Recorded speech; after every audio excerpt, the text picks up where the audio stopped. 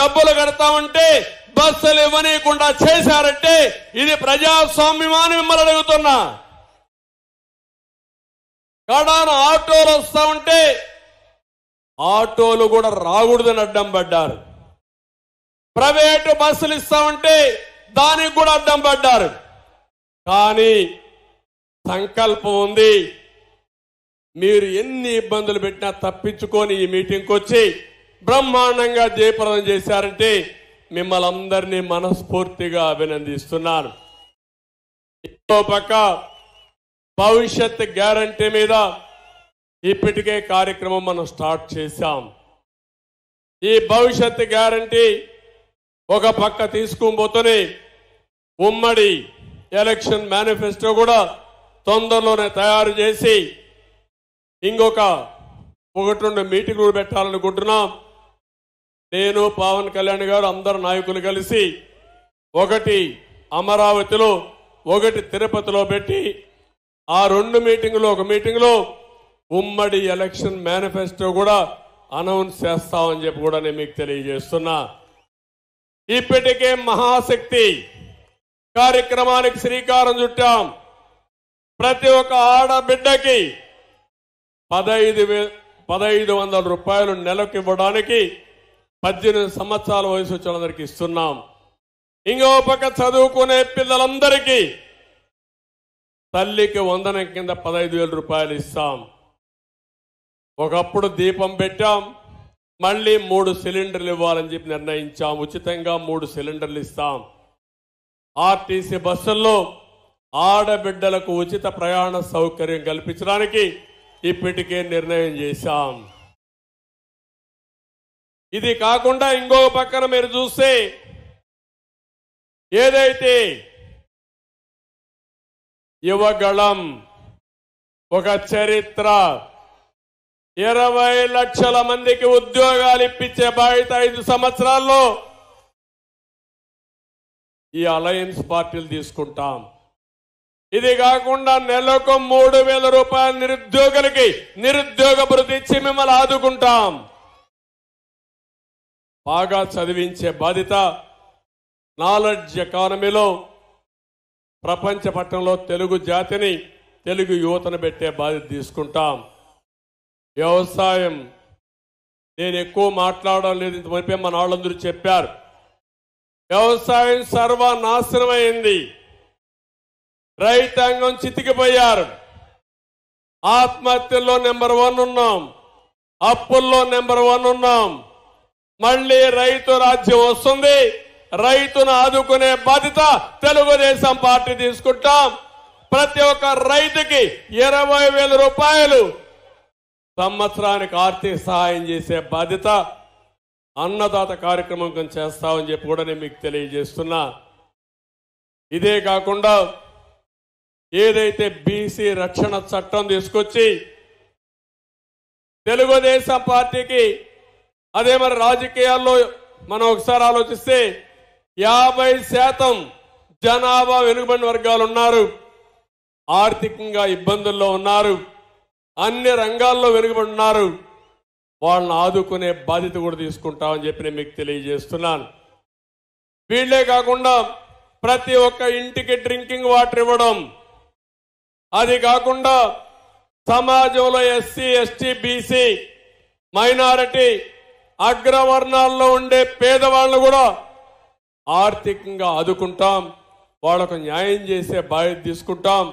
దానికి కూడా ఒక కార్యక్రమం తయారు చేసి నిర్దిష్టమైన ప్రణాళిక మీ ముందుకు తీసుకొస్తామని చెప్పి కూడా నేను మీకు తెలియజేస్తున్నాను. ఇవన్నీ కూడా సూపర్ 6 ఇప్పుడే ఇచ్చాం. ఇంకో పక్క మీరు చూస్తే భవిష్యత్తులో ఏమేం చేయాలనే కార్యక్రమాలపైన అధ్యయనం చేస్తాం. ఆ అధ్యయనం చేసి ఏ విధంగా మిమ్మల్ని ఆదుకోవాలని ఆదుకుంటాం. ఈరోజు ఒక్క విషయం ఈ మహాసభ ద్వారా తెలియజేస్తున్నాను. జగన్ పని అయిపోయింది. ఇప్పుడే మిత్రులు చెప్పినట్టు రేపు జరిగే కురుక్షేత్ర యుద్ధంలో వైసీపీ ఓడిపోవడం ఖాయం. అది నిర్ణయం అయింది. ప్రజలు నిర్ణయించుకున్నారు. ఎప్పుడైతే వైసీపీ ఎప్పుడైతే తెలుగుదేశం జనసేన అలయన్స్ అన్నామో ఆ రోజే వాళ్ళ పని అయిపోయిందని మరొక్కసారి విజ్ఞప్తి చేస్తున్నా.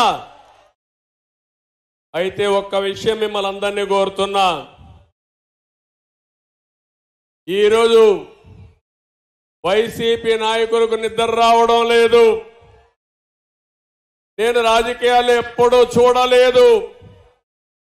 ఎమ్మెల్యేలు కూడా ట్రాన్స్ఫర్లు చేస్తున్నారు ఎంఆర్ఓలు మారిగా. 5 ఏళ్ళు ఇక్కడ పనిచేశాడంట, ఈయన ఇంకో కాన్స్టిట్యున్సీ పంపిస్తారంట. ఇక్కడ మంత్రిగా చేశాడంట, ఇక్కడ ఆయన కథలన్నీ తెలిసిపోయినాయి, ఆయన లీలలో ప్రజలకు అర్థమైపోయినాయి కాబట్టి ఆయన ఇంకో ఊరికి పంపిస్తారంట.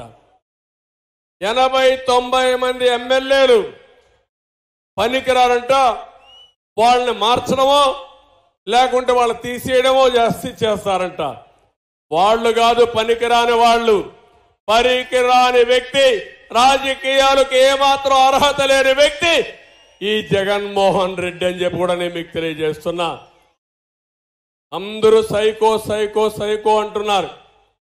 నాకు ఇప్పటికి కూడా అర్థం కావడంలో ఆయన క్యారెక్టర్ ఎలాంటి క్యారెక్టర్ నాకు అర్థం కాలేదు. 10-12 మంది ముఖ్యమంత్రులు చూశా, ఎన్నో ప్రభుత్వాలు చూశాను, కేంద్రంలో చూశాను, రాష్ట్రంలో చూశాను.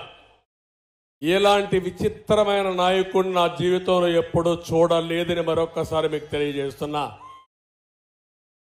అలాంటి వ్యక్తి రాజకీయాలకి అర్హత లేదు. అందుకే నేను పూర్తిగా 5 కోట్ల ప్రజలకు కూడా విజ్ఞప్తి చేస్తున్నా.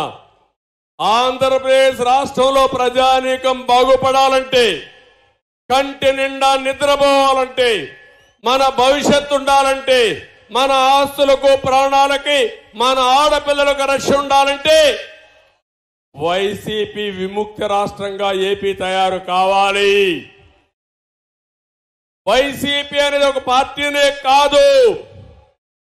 అలాంటి వ్యక్తి రాజకీయాలకు ఉండడానికి అర్హత లేదు.